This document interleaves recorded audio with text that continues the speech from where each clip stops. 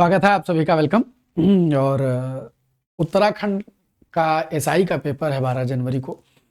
बहुत सारे छात्र इस चैनल को उत्तराखंड की जो तैयारी करते हैं सब्सक्राइब किए हुए हैं और पढ़ते हैं। वैसे तो मैं कहता हूं कि दोपहर 1 बजे और रात 9:30 बजे की हमारी नियमित कक्षाएं देख लीजिए। यदि आप इनको कंबाइन कर ले जाएंगे और नियमित आपने देखा होगा तो निस्संदेह परीक्षा में आपको बहुत सहायता मिलने वाली है। बनिस्बत ये कि पेपर है तो सर थंबनेल लगा करके एसआई नाम से भी कुछ क्लास करवा दी जाए, ऐसी बड़े दिनों से डिमांड थी। तो आज यानी 8, 9, 10, 11 8, 9, 10, 11 4 दिन लगातार दोपहर 1 बजे हम आपको उत्तराखंड नाम से मिलेंगे। और खाली नाम से नहीं मिलेंगे, उत्तराखंड के पेपर जो हुए उन पेपर्स को निकाल करके आपके उत्तराखंड में जो एग्जामिनर पेपर सेट करते हैं उनके दिमाग को समझने का प्रयास करेंगे। और ये 4 दिन उत्तराखंड के एसआई अभ्यर्थियों के लिए बहुत महत्वपूर्ण होने वाले हैं। अब सवाल उठता है क्या उत्तराखंड के ही छात्र इसको देखें? नहीं साहब, हिंदी हिंदुस्तान की है। कोई पर्चा देने जाइए, कोई पेपर सॉल्व करिए, हिंदी वही वर्णमाला, वही संधि, वही समास, वही किताब, वही दुनियादारी, सब वही मिलता है। तो सब अलग नहीं है, सब एक है। परीक्षा कहीं की, हिंदी यहीं की। ये जो हम कहते हैं ये न जाने किन क्षणों में भोलेनाथ ने हमारे मुख से निकलवा दिया था इस चैनल के थंबनेल लोगों के तौर पर, तब से ये चल रहा है और ये हर बार प्रूव भी होता है। तो उत्तराखंड पीएससी के लिए, एसआई के लिए, अच्छा मैंने पेपर कहाँ से बनाया है ये जो मैं आपसे डिस्कस करूंगा, इसमें हम क्या करेंगे, हम प्रीवियस ईयर पेपर जो आयोग ने करवाए हैं, उत्तराखंड आयोग ने, उन्हीं को डिस्कस करते हैं। तो आज एक छोटी सी मुलाकात, फिर इस मुलाकात को धीरे धीरे बढ़ाते चलेंगे और इन 4 दिनों में आप हमसे नियमित पढ़ लीजिए। तो आइए देखते हैं पहला प्रश्न देखते ही सारे पेपर देने वालों को लगेगा कि तो हम रहे हैं, वो चाहे उत्तराखंड में ए ही दे रहा हो, चाहे वो यूपीपीएससी में ए ही दे रहा हो, उसको लगेगा हमारा पर्चा है। और चाहे कोई पेपर हो, पेपर एक है जैसा आता है, हिंदी एक आती है, बस उसको ढंग से समझ लेना है। यह चैनल हिंदी का चैनल है, पूरी तरह हिंदी के समर्पित चैनल है। जो हमारी लाइव कक्षाएं होती हैं उनको अगर आप नियमित जुड़ेंगे तो निस्संदेह हर जगह की हिंदी को बेहतर करके आएंगे। वह कुल्हाड़ी से वृक्ष काटता है, वाक्य में किस कारक चिन्ह का प्रयोग किया गया है? तो मतलब से किस कारक का चिन्ह है? तो आप जानते हैं कुल्हाड़ी यहां पर काटने का साधन हुई है। क्या हुई है? कुल्हाड़ी काटने का साधन हुई है। तो जब साधन होती है तो कौन सा कारक हो जाता है? करण कारक हो जाता है। हमने एक मुक्तक लिखा कारक सिखाने के लिए। हाँ, मुक्तक माने कविता की 4 पंक्तियां लिखी कि प्रेम के साध्य का हम करण हो गए। साध्य माने क्या होता है? जो हमको चाहिए, जो हमको साधना है, जो हमको चाहिए, जो हमारी डिजायर है। और करण क्या होता है? साधन। कारक जो समझेगा वही ये मुक्तक समझ पाएगा। प्रेम के साध्य का हम करण हो गए, बस तुम्हारे लिए अधिकरण हो गए। जिंदगी अधिकरण क्या करता है? आधार व अधिकरणम, जो आधार देता है, सहारा देता है, उसको अधिकरण कहते हैं कारक में। तो प्रेम के साध्य का हम करण हो गए, बस तुम्हारे लिए अधिकरण हो गए। जिंदगी की क्रिया जब उलझ सी गई, हम तुम्हें पा सुगम व्याकरण हो गए। तो हम तुमको पाकर सुगम व्याकरण हो जाए, यही जिंदगी की ख्वाहिश और तमन्ना। करण साधन, करण क्या है? साधन है। कुल्हाड़ी से वृक्ष काटता है। अच्छा, अगर कुल्हाड़ी वृक्ष से गिर गई तब इससे क्या करवाएगा? तो अलगाव करवाएगा। अलगाव करवाता तो अपादान हो जाता, कारण बनेगा तो करण हो जाएगा। अगले सवाल पर बढ़ते हैं। उल्टे बांस बरेली को इस लोकोक्ति का सही मतलब बताइए। कठिन कार्य करना, महत्वपूर्ण कार्य करना, विपरीत कार्य करना, दृढ़ निश्चय करना। तो भैया बांस अगर बरेली से आता है और आप बांस बरेली ही भेजने लगेंगे तो इसको क्या कहेंगे? इसको कहेंगे विपरीत कार्य करना, अपोजिट काम करना। ठीक। अब उत्तराखंड भी कभी उत्तर प्रदेश से रहा है, सब एक ही था। तो उत्तर प्रदेश और उत्तराखंड की लोकोक्तियां तो कॉमन होनी चाहिए। तो अगर बरेली की बात चल रही है तो भले ही अब उत्तराखंड का हिस्सा बरेली नहीं है, लेकिन बरेली से जुड़े किस्से और झुमका और बरेली और सब मालूम रहना चाहिए ना। तो विपरीत कार्य करना, उल्टे बांस बरेली को लोकोक्ति का सही अर्थ क्या होगा? विपरीत कार्य करना हो जाएगा। इनमें से देवनागरी लिपि में लिखी जाने वाली भाषा कौन सी? पंजाबी, गुजराती, मराठी, असमिया।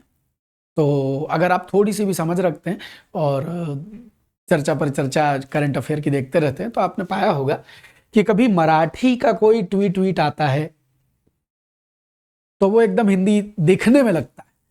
पढ़ नहीं पाते आप, उसका मतलब नहीं समझ पाते, लेकिन दिखने में लगता है। तो मराठी जो भाषा है वो देवनागरी लिपि में लिखी जाती है। और एक मजेदार, नेपाली आपने सुनी होगी, नेपाल देश की लैंग्वेज नेपाली, नेपाली में देवनागरी लिपि में लिखी जाती है। देवनागरी लिपि किसको कहते हैं भाई? छोटा बड़ा, छोटी बड़ी, छोटो बड़ो, री आओ आओंगा, ये जो आप काखा का घांगा पढ़ते हैं, इस ढंग में कोई भी भाषा, क्या गुरुजी अंग्रेजी देवनागरी में लिख सकते हैं? तुम लिखना चाहो तो कुछ लिख सकते हो। हम कह रहे हैं आई एम गोइंग,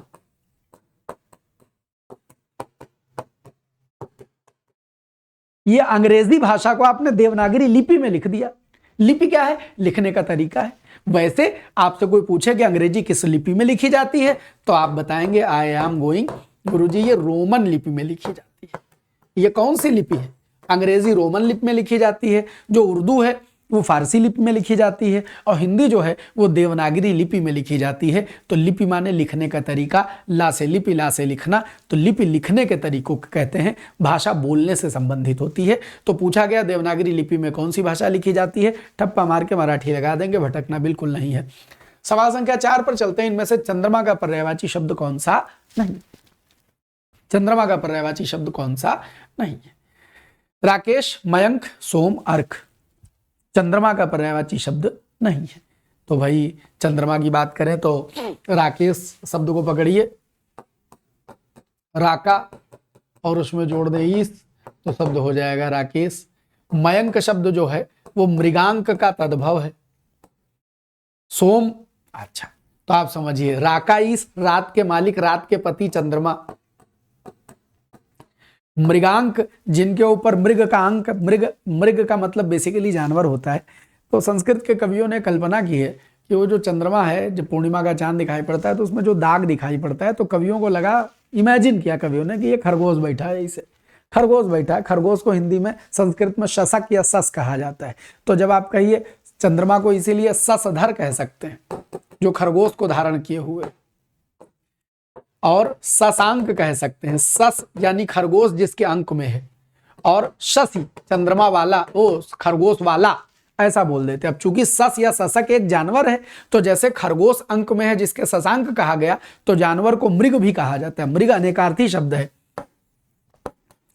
मृग माने पशु तो होता ही है, लेकिन मृग माने मृग मारे हिरन तो होता ही है, लेकिन मृग का सामान्य अर्थ पशु लिया जाता है। अनेकार्थी शब्द है मृग। सामान्य अर्थ यदि पशु लेते हैं तो बच्चा, मृग का बेसिक मतलब है मृदा पर गमन करने वाला, जो जमीन पर चलता हो। तो जो चौपाया जानवर जमीन पर चलेगा, तो मृग पशु के लिए प्रयोग किया जाता है। तो मृगांक शब्द भी एकदम शशांक जैसा है। खरगोश है अंक यानी जिसकी गोद में, और मृग यानी कोई पशु है जिसकी गोद में, तो वो चंद्रमा है। याद रखना, ये तद्भव है, ये तत्सम है। मृगांक तत्सम है, मयंक तद्भव है, शशांक, शशि, शशधर, ये सब मिलके चंद्रमा का पर्यायवाची बन जाते हैं। और सोम चंद्रमा को कहते हैं। सोमवार चंद्रमा का दिन है, सोम चंद्रमा को कह देते हैं। अर्क चंद्रमा नहीं है। अर्क एक अनेकार्थी शब्द है। अर्क का एक अर्थ सूर्य होता है, अर्क का एक अर्थ काढ़ा होता है, अर्क का एक अर्थ मदार होता है, मदार। तो अर्क सूर्य है, अर्क काढ़ा है, अर्क मदार है। अर्क का गुरुजी सूर्य के रूप में प्रयोग कैसे? तो आप देखिए, अगर आप कुछ न करें, आप एक पर्यायवाची अगर आपने कभी पढ़ी और आपको याद हो कि अर्कजा किसको कहते हैं? यमुना को कहते हैं। यमुना कौन है? सूर्य की पुत्री, सूर्य की पुत्री। तो अर्क माने सूरज, और जा पर बड़ा की मात्रा लगा दें जा, तो ये जब प्रत्यय बनता है तो पुत्री का पर्यायवाची अर्थ देने लगता है। तो अर्कजा माने सूर्य की पुत्री यमुना। तो अर्क शब्द का प्रयोग आप अर्कजा में पाएंगे। ठीक है, तो अर्क अनेकार्थी भी है। अच्छा, उत्तराखंड आयोग का पेपर बड़ा बढ़िया बनता है यार। मतलब उत्तराखंड पीसीएस के जितने पेपर देखे, मतलब मुझे खुशी होती है कि लिटरली ये है आयोग और ये है हिंदी का पेपर। उत्तर प्रदेश वाले बहुत सुकून नहीं देते हमको, लेकिन हाँ, अब उत्तर प्रदेश में भी पेपर बेहतर बनने लगे। तो जो उत्तर प्रदेश के छात्र हैं वो जाने कि आप अपने आप को उत्तराखंड के लेवल पर अगर सेट कर ले गए तो मजा ही मजा है, फिर गड़बड़ाएगा नहीं कुछ। तो देखें, इनमें से चंद्रमा का पर्यायवाची शब्द नहीं है, तो अर्क नहीं है। उत्तर आपका डी हो जाएगा। लेकिन अर्क के 3 मतलब। आप देखिए, ये क्लास इसलिए नहीं है कि हम आपको कोई 10, 15, 20 सवाल, 40 सवाल हल करवाने आए, नहीं। एक सवाल में आप खाली काउंट करिए कि कितने कंसेप्ट जान गए, अगर आप हमको ध्यान से सुन रहे हैं। राका ईस गुण संधि, राका माने रात, 2 सवाल, एक गुण संधि का सवाल हो गया, एक राका का पर्यायवाची हो गया। मृग माने पशु और हिरन अनेकार्थी का एक सवाल हो गया। अर्क के 3 मतलब बता दिए, 3 सवाल हो गए। अर्कजा यमुना सूर्यपुत्री की चर्चा हो गई। सस माने खरगोश, सस माने खरगोश और शशांक और ससधर और शशि माने खरगोश को धारण करने वाला चंद्रमा, कंसेप्ट खोपड़ी में गया। मृगांक का चंद्रमा, मृगांक का तद्भवमयंक, ये आपकी खोपड़ी में गया। सोम माने चंद्रमा। सवाल गिनो। ये परिचर्चा इसलिए नहीं हो रही है कि आप बस क्वेश्चन आंसर टिक करें और भगें। अगर आप हमको ठहर के सुन लेते हैं तो ये सुनना ही पाठ्यक्रम। पेपर में हमारी आवाज कान में सुनाई पड़ने लगती है। जो नियमित पढ़ते हैं वो कहते हैं, गुरुजी जब पेपर में सामने सवाल आता है तो लगता है अमरनाथ कान में बोल रहे हैं। आपको अगर आप हमसे पहले दिन सुन पढ़ रहे हैं और 2 दिन 3 दिन पढ़े हैं तो हो सकता है बात आपको न लगे। मैं आपको चैलेंज देता हूं, आप हमको 7 रोज पढ़ लीजिए, 7 रोज पढ़ लीजिए, धैर्य से पढ़ लीजिए, बिना कोई सवाल जवाब, बिना कोई दिमाग लगाए। 7 दिन हमको धैर्य से देख डालिए। एक बार देख डालिए, फिर देखिए क्या होता है। फिर देखो तुम्हारे कान में बोलने लगते हैं कि नहीं बोलने लगते हैं। देखो अगला सवाल, अन्वीक्षण शब्द में संधि। अन्वीक्षण शब्द में संधि क्या है? अन्वीक्षण शब्द में संधि, अन्वीक्षण शब्द में संधि है यण है, गुण है, दीर्घ है, वृद्धि है। तो बच्चा आधे अक्षर के बाद या वारा जब भी दिखाई पड़े तो गुण संधि, वो यण संधि हो जाती है। अनुईक्षण शब्द क्या बन जाएगा? आ, आधा न, और ये ऊ जो है वो भिन्न स्वर से वा बनेगा। बड़ी की मात्रा लगा देंगे, ये शब्द क्या तैयार हो जाएगा? अन्वीक्षण तैयार हो जाएगा। तो संधि कौन सी हो जाएगी? यण संधि हो जाएगी। विसर्णा में हलंत होता है। आगे बढ़े। वर्तनी की दृष्टि से इनमें से शुद्ध शब्द क्या है? बहुत कॉमन गलती है, बहुत बार पूछी जाने वाली गलती है। तो शुद्ध शब्द बताइए। तो एक ही शब्द शुद्ध दिख रहा है, कवयित्री। इतनी मात्राएं होती है कि कंफ्यूजन हो जाता है। हम चाहते हैं कंफ्यूजन न रहे। उसका क्या तरीका है? देखो, कव मूल धातु है। काव्य का जो रूट है वो कव है। इस कव की रचना करने वाला जो आदमी होता है वो कवि होता है। तो स्त्री कव की रचना करेगी तो वो कवयित्री हो जाएगी। जो लोग गलती से कवियित्री लिख देते हैं वो भाई साहब स्त्री से कवि की रचना करवाना चाहते हैं, जो कि करवाना नहीं। हमको रचना किसकी करवानी? काव्य की। तो कव की रचना करे तो पुरुष तो कवि, और कव यानी काव्य की रचना करे स्त्री तो कवयित्री, कवयित्री। बस ये नहीं भूलेंगे तो सवाल नहीं गड़बड़ाएगा। आगे बढ़े। अजात शत्रु का क्या?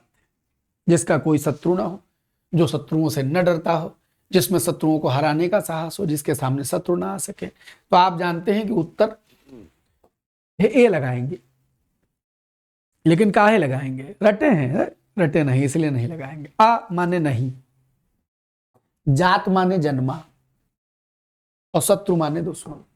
जिसका शत्रु जन्मा ही ना हो, अर्थात जिसके कोई शत्रु ना हो। आ नहीं, जात जन्मा, छोटा आ लग जाए निगेटिव बनाता है। अधर्म धर्म नहीं, अज्ञान ज्ञान नहीं, अजात जन्मा नहीं, शत्रु माने दुश्मन। तो जिसका शत्रु न जन्मा हो उसी को तो अजात शत्रु कहेंगे, अर्थात जिसका कोई शत्रु ना हो। दिए गए 4 ऑप्शन में अकेले ये मैच कर रहा है और कोई मैच नहीं कर रहा है। 8 पर चलते हैं। संयुक्त व्यंजन ज्ञा की संरचना कैसी? ज्ञा कैसे बना है? वर्णमाला का जबरदस्त सवाल है। ज्ञा कैसे बना है? किसके किसके योग से ज्ञा बना है? तो आप देखें, ज्ञा जो है वो आधा ज और इया को मिला दीजिए तो ज्ञा बना है। ये संयुक्त व्यंजनों का 4 संयुक्त प्रचलित संयुक्त व्यंजन है, जबरदस्त है। मैं आपको डिटेल से समझाता हूं।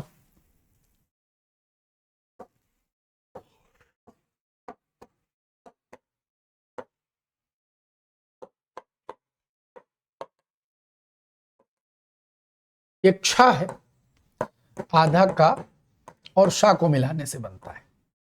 ये त्रा है, आधा ता और रा को मिलाने से बनता है। ये ज्ञा जो है वो आधा जा और इया को मिलाने से बनता है। ये श्रा जो है वो आधा शा, इसी का सिंबल होता है। ये अगर इस सा में हलंत लगा दो तो ये असल में ये लिखा और इसमें जोड़ दें रा, तो आधा सा और रा को मिलाएंगे तो क्या बन जाएगा? श्रा बन जाता है। तो ये 4 संयुक्त व्यंजन है, कभी पूछे जाए तो याद रखिएगा। अब अगर आप ये समझ जाएं तो एक चीज कभी नहीं गलत करेंगे, समझिएगा। कोई तुमसे कहे, कोई कभी आधा सा, तो तुम कह देना कि इसका एक सिंबल हिंदी में डेवलप्ड है, वो ये है। अगर इतना लिखा, ना डंडा खींचे ना गोला लगा, कुछ नहीं लगाए, ये जो लिखा है ये हूबहू यही लिखा। लिखने का ढंग होता है, एक एक प्रचलन में है। अगर ऐसा बना है तो ये कुछ नहीं है, ये सा है। भाई ऐसा समझ लो कि इसको मुंडी घुमा दे ऐसे, इसको उठा के ऐसे लगा दो तो ये ऐसे बन जाता है सा। ये अब क्या करें, अगर आप इस सा में रा जोड़े, आधे सा में रा जोड़े, तो वस्तुतः आप इस आधे सा में रा जोड़ रहे हैं, और ये आधा सा आधा है, भैया आधा है सा।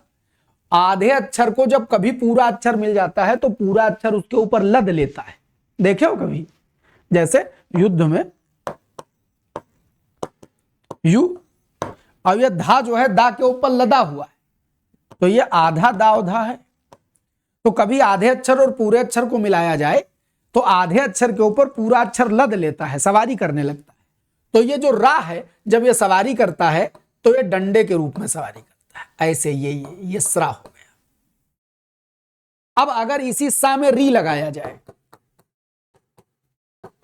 तो क्या बनेगा? ये सा और री की मात्रा ऐसे लगती है तो ये श्री बनेगा।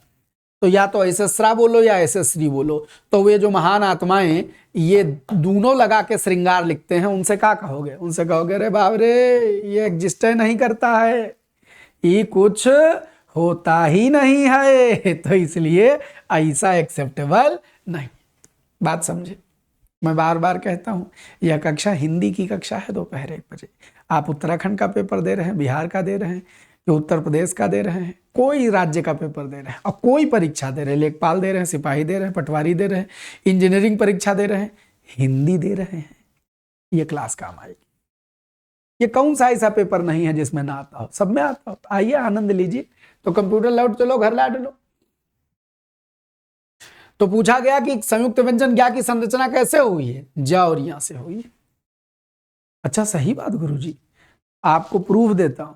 जब कभी ज्ञानपीठ अवार्ड छपे, तो जिस समय ज्ञानपीठ अवार्ड आते हैं और ज्ञानपीठ अवार्ड दिए जाते हैं, उस समय के अंग्रेजी अखबार देखिए।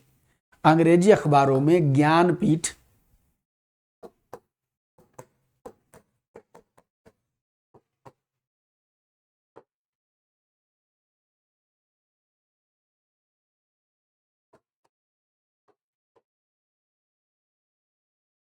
ऐसे लिखा मिलेगा तुमको। ये PITTH, PEETH भी लिख देते हैं, ITH भी लिख देते हैं। ये JN क्या है? ज्ञा। JN ज्ञा को दिखाता है, एक ज्ञान। तो इसको आपने देखा होगा बाबा रामदेव ज्ञान बोल देते हैं, तो वो गलत ज्ञान बोलने नहीं बोल देते हैं, वो आधा जाओ या का प्रोनाउंसिएशन एकदम क्लियर कर देते हैं। लेकिन याद रखिएगा ये ज्ञान भी नहीं है, ये है ज्ञान। ज्ञान जा और या को ब्लेंड कर दीजिए आपस में, जैसे मिक्सी मिला देते हैं ऐसे ज्ञान, तो वो निकलता है ज्ञान। ज्ञान ज्ञान, तो ये ज्ञा है, ज्ञा। बाकी जितने लिखे हैं वो सब गड़बड़ लिखे हुए हैं। और याद रखिएगा, संयुक्त अक्षर ज्ञा की जो संरचना है वो ज्या यहाँ से है। इनमें से संयुक्त स्वर किसको कहेंगे? संयुक्त स्वर माने जो स्वर जोड़ करके बनाया गया हो। तो क्या बड़ा किसी को जोड़ के बनाया है? दो अलग को जोड़ के बनाया गया है? नहीं, वो तो छोटा की दीर्घ ध्वनि है। ये है आपका संयुक्त, आ और ई के मिलने से ये बना है। यहाँ स्वरों की भी कहानी सुनाए देते हैं, परीक्षा में न जाने कहां से क्या फंस जावे। देखो कंप्यूटर एक सादा पन्ना दो, संयुक्त स्वर समझाए देते हैं। देखो जो स्वर होते हैं, स्वर इनमें मूल है और संयुक्त है। मूल स्वर कौन से हैं? छोटा आ, बड़ा आ, छोटी ई, बड़ी ई, छोटा ऊ, बड़ा ऊ, री। ये जो 7 लिखे हैं ये मूल स्वर है, मूल स्वर है। और संयुक्त में कौन कौन आता है? ए, आई, ओ। 11 स्वर हो गए, 7 और 4 11। इनको संयुक्त काहे कहते हैं? छोटा आ और छोटा ई को आपस में मिलाने से, या छोटा आ में ए को मिलाने से, या छोटा आ में ऊ को मिलाने से, या छोटा आ में ओ को मिलाने से इनका निर्माण होता है, इसीलिए ये 4 अक्षर संयुक्त स्वर कहलाते हैं और ये मूल स्वर कहलाते हैं। मूल में भी बंटवारा कर दीजिए, ये मूल दीर्घ है, सॉरी मूल लघु है,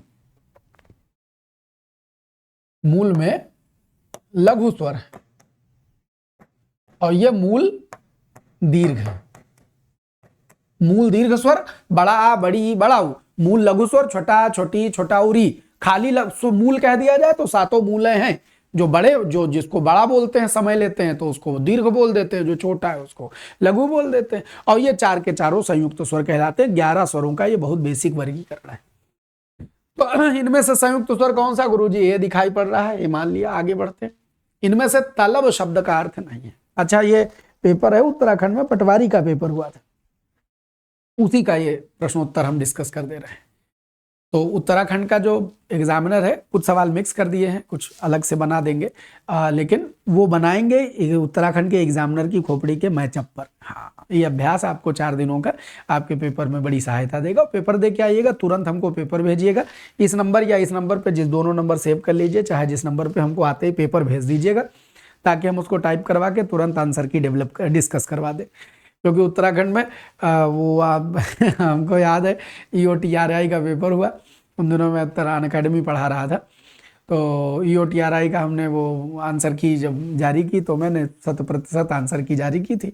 आयोग ने अंततः वही मानी, अंततः नहीं, मतलब आयोग वही मानता, क्योंकि आयोग का एग्जामिनर उत्तराखंड का वाकई जबरदस्त हिंदी का पेपर बनाता है। तो आयोग ने जो उत्तर हमने बताया वही माना गया। और जब तक नहीं बताया तब तक वो सब तमाम सारे यूट्यूबर लोग कुछ भी बताया करते उत्तराखंड में। तो अब धीरे धीरे लहर क्या कहते हैं, कॉम्पिटिशन वाली बढ़ रही है धीरे धीरे। अभी तक तो वहाँ सन्नाटा ही था, उसके पहले तक बहुत 12 वैकेंसी तो नहीं निकलती थी, लेकिन इधर जब से धामी साहब खूब एक्टिव हुए हैं तो खूब निकल रही है वैकेंसी। तो ये जो आंसर की के ना आने तक, अरे तमाम लोग, अरे ये आप गलत बता रहे, वो गलत बता रहे, फिर जब आंसर की आई तो कहे नहीं नहीं नहीं आप ऐसा ही बता रहे। तो उत्तराखंड की जो आंसर की है वो हिंदी की, आप हमको पेपर भेज दीजिएगा, हम बना के आपको दे देंगे, ताकि आप निश्चिंत होकर के मिला लें कि जी ये सही है। तो देखें, इनमें से तलब का अर्थ क्या नहीं, तो तलब का अर्थ क्या नहीं, चाह। तो मुझे इस चीज की तलब है, तो चाह है, सही है। आवेश का अर्थ क्या होता है? आवेश का अर्थ होता है गुस्सा। तलब और आवेश का कोई मतलब नहीं। कहीं फलाने को तलब किया गया है, तो यानी उनका बुलावा आया है। और प्रेमचंद की कहानियों में आपने पढ़ा होगा कि किसी ने कोई गड़बड़ कर दी तो उसकी तलब काट ली गई, माने उसका वेतन काट लिया गया। भाई आदमी नौकरी काहे करता है, किस चाह में करता है? तनख्वाह की। तो तनख्वाह को तलब कह देते हैं। तो तलब काट ली गई, वेतन तो तलब वेतन है, तलब बुलावा है, तलब चाह है, लेकिन तलब आवेश बिल्कुल नहीं। 11 नंबर, इनमें से सोना शब्द का पर्यायवाची शब्द नहीं है, which is not the synonym of gold. क्या नहीं है सोना शब्द का पर्यायवाची?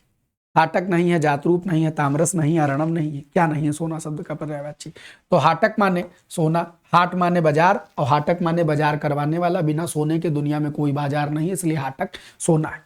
जात रूप, जात माने पैदा होना, रूप माने रूप में, जिस रूप में पैदा हुआ है उसी रूप में दिखाई पड़ता है। स्वतंत्र अवस्था में पैदा होता है, जिस रूप में लोहा मिट्टी निकाला जाता है, उसको साफ किया जाता है, तब जाके सोना जिस रूप में एक्चुअल है उसी रूप में पाया जाता है। ठीक, वो अलग है, कंकड़ी टुकड़े पाया जाता है, उसको गला करके आप अपने मनचाहे आभूषण बनाते हैं, लेकिन जिस रूप में पाया जाता है उसमें कुछ मिलावट करके उसको भले कड़ा किया जाने के लिए मिलावट की जाती हो, उसको सस्ता करने के लिए मिलावट की जाती हो, लेकिन शुद्ध रूप में वो मिलावटी नहीं पाया जाता है, उसमें कुछ होता नहीं। तो जात रूप जैसा है वैसा जन्म लेने वाला जात रूप। और ताम्रस जो है वो सोना और कमल दोनों का अनेकार्थी है। ताम्रस गोल्ड भी है और ताम्रस कमल को भी कहते हैं, अनेकार्थी है, तो सोने में तो चला जाएगा। अर्णव माने क्या होता है? अर्णव माने होता है सागर या समुद्र। अर्णव माने क्या होता है? सागर या समुद्र। पूछता है भारत, पूछता है भारत, अर्णव गरजता है ना, तो समुद्र भी गरजता है। अगला सवाल देखें, हिंदी का पार्श्विक व्यंजन कौन सा है? वर्णमाला के अनुसार पार्श्विक व्यंजन इसमें से आप किसको बोलेंगे? तो देखिए, रा जो है वो पार्श्विक नहीं है, इसको प्रकंपी या लुंठित कहा जाता है।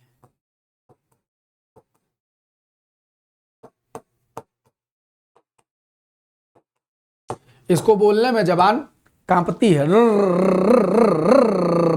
देखो प्रकंपन हो रहा है, रा रा रा रा, जबान रा रा। दुनिया में किसी और शब्द से आप हुर्र वाला मजा नहीं ले सकते, खाली रा बोलने में जबान ठर्राएगी। तो जो ठर्राहट है, प्रकंपन है, तो रा इसीलिए प्रकंपन कहलाता है। और जब रा बोलते हैं तो आप अपने अंदर से जब हवा जबान पर लुढ़का देते हैं, रा रा रा, ऐसे जबान पर हवा लुढ़कती है, तो लुंठ माने लुढ़कना, इसीलिए रा को प्रकंपित या लुंठित कहा जाता है। ये जो ला है इसको पार्श्विक कहते हैं। गुरुजी काहे कहते हैं, कोई इसका भी तरीका है? हाँ जरूर है। आप ला बोल के देखिए, ला ला, जब ला बोलते हैं तो आपकी जबान ये फ्रंट को एकदम लॉक कर देती है, ऐसे लॉक हो जाता है, और हवा अगल बगल से निकलती है। पार्श्व माने अगल बगल होता है, तो जब आप कहते हैं ला पार्श्विक व्यंजन है, माने ला को बोलने में हवा पार्श्व यानी अगल बगल से निकलती है। तो जिसको बोलने में हवा पार्श्व यानी अगल बगल से निकलती है उसको पार्श्विक व्यंजन कहते हैं। या अंतस्थ है, चाहे तालु से बोला जाने वाला अक्षर है, उनके लिए कोई विशेषता नहीं है। आगे बढ़ते हैं। सरकारी पत्रों में इनमें से किसकी गणना नहीं होती? यूके उत्तराखंड एसआई के पेपर में जनसंचार, पत्र आदि आदि के सवाल और रचना आदि के सवाल पूछे गए हैं, तो इसलिए ये जरूरी है कि आपसे डिस्कस किया जाए, जो आयोग ने अब तक आपके लिए सवाल बनाए हैं। और ये पैटर्न यूपी SSSC का उत्तर प्रदेश में है कि वहां पत्र आदि भी खूब पूछा जाता है। सरकारी पत्रों में इनमें से किसकी गणना नहीं की जाती है? तो परिपत्र सर्कुलर है, अधिसूचना नोटिफिकेशन है, अनुस्मारक रिमाइंडर है, सूची पत्र कैटलॉग है। तो सूची पत्र का सरकारी पत्रों में गणना नहीं होती, सूची पत्र की गणना सरकारी पत्रों में नहीं होती है। तो जो आपके गवर्नमेंट ऑर्डर हैं, जो सरकारी पत्र हैं, जो सरकारी लेटर फॉर राइटिंग है, उसमें सूची पत्र शब्द का इस्तेमाल लेटर में नहीं होता है। हिंदी का पहला साप्ताहिक समाचार पत्र क्या था? वाजिब है कि इतिहास भूगोल से सवाल, मतलब हिंदी के इतिहास से सवाल पूछ लिया जाए। हिंदी के इतिहास माने कौन सी पत्रिका कब छपी, कौन सी किताब किसने लिखी, कैसा लिखा गया, यह सब हिंदी साहित्य के इतिहास के अंतर्गत आने वाली बातें हैं। तो हिंदी का पहला साप्ताहिक समाचार पत्र क्या है? सोचिए, विचारिए। मर्यादा है, प्रजामित्र है, लोकरक्षक है, उदंत वार्ता। तो हमें लगता है बच्चा भी इतिहास में रट रखा है, हिंदी में भले न रटा हो, कि हिंदी का पहला समाचार पत्र कौन सा है? उदंत मार्तंड है। पंडित जुगल किशोर इसके संपादक थे, शायद 1826 में प्रकाशित हुआ था उदंत मार्तंड। तारीख में तनिक कंफ्यूजन हमारा रहता है, शायद 1826। उदंत मार्तंड पंडित जुगल किशोर, हिंदी का पहला समाचार पत्र। ठीक। मार्तंड माने सूरज होता है। उदंत के कई अर्थ होते हैं, उनमें से एक अर्थ आप ले सकते हैं, कई जगह लिखा रहता है उदंत माने बिना दांत का, माने बच्चा, माने उगता हुआ। तो सूरज के मामले में बच्चा सूरज कैसा होगा? उगता सूरज। तो उदंत मार्तंड, उगता सूरज, आप ऐसा मान सकते हैं। कई एक व्याख्याओं में ऐसा अर्थ मिलता है। तो बाकी मार्तंड माने सूरज आप याद रखिए, तो उगता सूरज ये समाचार पत्र हिंदी का पहला साप्ताहिक समाचार पत्र है। पंडित जुगल किशोर ने इसको छापा था। इनमें से कौन जनसंचार का दृश्य श्रव्य माध्यम नहीं है? यही जनसंचार वाला टर्म जो है वो उत्तराखंड एसआई में स्पेशल जोड़ा गया है और इस बार के संभवतः पाठ्यक्रम में ऐड किया गया है। तो जनसंचार का मतलब क्या होता है? जनसंचार का मतलब होता है कम्युनिकेशन के मीडियम्स। दृश्य माने देखना, श्रव्य माने सुनना। तो कम्युनिकेशन का ऐसा कौन सा मीडियम है जो दिखाई और सुनाई दोनों दे? तो रेडियो तो गुरुजी खाली सुनाई देगा, पोस्टर खाली दिखाई देगा, ऑडियो कैसेट खाली सुनाई देखा, वीडियो कैसेट में दिखना भी होगा, जब वो चलेगा तो उसमें दिखाई भी पड़ेगा और सुनाई भी पड़ेगा। तो ये जनसंचार का, कम्युनिकेशन का वीडियो दृश्य श्रव्य माध्यम माना जाएगा। दृश्य श्रव्य, दृश्य माने दिखने योग्य और श्रव्य माने सुनाई देने योग्य। तो दृश्य श्रव्य सर टर्म लिखा हो माने ऑडियो विजुअल। खाली ऑडियो लिखा हो तो सुनाई देने वाला, और खाली विजुअल लिखा हो तो दिखाई देने वाला। ठीक, चल। इनमें से सूर्यकांत त्रिपाठी निराला की रचना है कौन सी? तो साहब निराला जी की कविता बादल राग तो बच्चा जाने है, हर सिलेबस में है, हाई स्कूल इंटरमीडिएट में जगह जगह बच्चों के, कहीं छठी में कहीं 8वीं में बादल राग कविता है। सूर्यकांत त्रिपाठी निराला की कविता है, यही इनकी रचना है। यहाँ क्या भटकना, इसमें क्या ऐसी चीज है जो नहीं जाने? महादेवी वर्मा की रचना नहीं है। अब मानते हैं हम कि आपने नहीं पढ़ा, मान लीजिए रचना रचयिता, मान लीजिए नहीं पढ़ा आपने, तो भी साहब महादेवी वर्मा जी की रचना की बात करें तो महादेवी वर्मा को संस्मरण और रेखाचित्र आदि लिखने के लिए बड़ा महत्वपूर्ण माना गया। श्रृंखला की कड़ियाँ, कोई पुरानी श्रृंखला, अब देखो श्रृंखला गलत लिखा है, टाइपिंग का फॉन्ट नहीं मिलता है कभी कभी, तो ऐसा लिख जाता है, श्रृंखला ऐसे लिखा जाना चाहिए। टाइपिंग के हिसाब से ये श्रृंखला गलत लिखा। वर्तनी के हिसाब से लिखा ऐसे जाना चाहिए। वो टाइपिंग में नहीं मिला होगा फॉन्ट, तो टाइपिस्ट ने ऐसा कर दिया है। तो श्रृंखला की कड़ियां, ठीक। तो श्रृंखला की कड़ियां, पुरानी कुछ यादों की कड़ियां, अतीत के चलचित्र, स्मृति की रेखाएं, ये सब बता रहे हैं कि हम संस्मरण की बात कर रहे हैं। लेकिन साहित्य का प्रेय और श्रेय ये जो है, ये महादेवी वर्मा जी की रचना नहीं लग रही, वास्तविकता में यही नहीं भी है। और ये जैनेन्द्र जी का निबंध है, जैनेन्द्र का निबंध है। ये वही जैनेन्द्र है जिन्होंने सुनीता, परख और त्यागपत्र आदि उपन्यास लिखे हैं। याद रखने योग्य आदमी है, बेहतरीन राइटर। आगे बढ़ते हैं। हरिया हरक्यूलिज की हैरानी उपन्यास के लेखक कौन है? ये लेखक पहाड़ के ही हैं, और ये इसको नाम देख करके, हरक्यूलिस देख करके आप कोई विदेशी ना समझ लीजिएगा। एकदम नितांत ग्रामीण कथा को आधार बना करके ये उपन्यास लिखा गया है। और ये मनोहर श्याम जोशी जी ने क्या सुंदर ताना बाना बुना है। हरिया उसका नाम है, और उस हरिया को गांव के लोग हरक्यूलिज कहते हैं। तो हरिया हरक्यूलिज की हैरानी ये एक उपन्यास है। इस उपन्यास के रचयिता लेखक मनोहर श्याम जोशी जी है। काव्यकृति आवाज भी एक जगह है। अच्छा, उत्तराखंड के पेपर में हमने देखा है कि जो उत्तराखंड के राइटर हिंदी में आगे बढ़े हैं, जैसे मंगलेश डबराल साहब, शेखर जोशी जी, और ये जो अभी हमने मनोहर श्याम जोशी जी का नाम लिया, हिमांशु जोशी हुए, आपकी गौरा पंत, शिवानी। तो जब रचना रचयिता में हिंदी में भी सवाल पूछते हैं तो ये ध्यान रखकर कि कहीं ना कहीं वो अगर उत्तराखंड से जुड़ाव रखता है और ये पहाड़ का आदमी है तो बढ़िया है। हाँ, तो ऐसे सवाल हिंदी में बनते हैं। तो आप लोग जब हिंदी के रचना रचयिता, तो स्पेशली उनको जरूर पढ़ लिया करें जो सार्वकालिक हिंदी में जिनका नाम चल रहा है और जिनका मूल कहीं पहाड़ से है। तो उन रचना रचयिताओं की रचनाएं जरूर पढ़ लीजिए। बाकियों की भी पढ़नी ही पड़ेंगी, तो उनकी लेकिन जरूर पढ़ लीजिए। तो ये जो आवाज भी एक जगह है मंगलेश डबराल साहब की, तो मंगलेश डबराल साहब भी पहाड़ से संबंधित है, ठीक है। तो ये काव्यकृति आवाज भी एक जगह है, ये कविता है मंगलेश डबराल की। इनमें से कुमाऊनी बोली की उपबोली क्या है? देखिए, ये सवाल जरूरी है कि उत्तराखंड के छात्र समझें कि आप जानते हैं कि पहाड़ी हिंदी के अंतर्गत कुल्लुई, गढ़वाली और कुमाऊनी, ये 3 बोलियां प्रचलित है। कुल्लुई, गढ़वाली और कुमाऊनी। गढ़वाल क्षेत्र में गढ़वाली है, कुमाऊं क्षेत्र में कुमाऊनी है, और कुल्लू क्षेत्र में कुल्लुई है। लेकिन इन बोलियों की भी उपबोलियां हैं। कहते हैं ना, कोस कोस पर बदले पानी, 3 कोस पर बानी। तो थोड़ी थोड़ी दूर पर परिवर्तन होता रहता है। तो उस संदर्भ में कुमाऊनी में भी तमाम बोलियां हैं। जैसे पौड़ी में बोली जाती है सलानी, उसको सलाड़ी लिखा जाता है। पौड़ी क्षेत्र में यह सलानी बोली जाती है। वैसे ही कुमाऊनी की बोली है खसपरजिया। कुमाऊनी की उपबोली है खसपरजिया। खसपर, नगपुरिया कहाँ की हम नहीं जानते हैं। बैसवारी हमारे उत्तर प्रदेश की है, ये अवधी की उपबोली है बैसवारी। तो खसपरजिया ये पौड़ी की बोली है, सलानी, और खसपरजिया जो है वो कुमाऊनी बोली की उपबोली। बात समझ गए?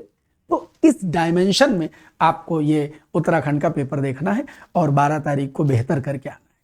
तो आज चूंकि बस इसकी शुरुआत थी, और आज हमारे इस चैनल को एक्टिव किए हुए बनाया, तो संभवतः 22 में यूं ही बना के डाल दिया था, पड़ा हुआ था। लेकिन 8 जनवरी को सुंदरकांड से आरंभ करते हुए इस चैनल का मैंने शुभारंभ किया था।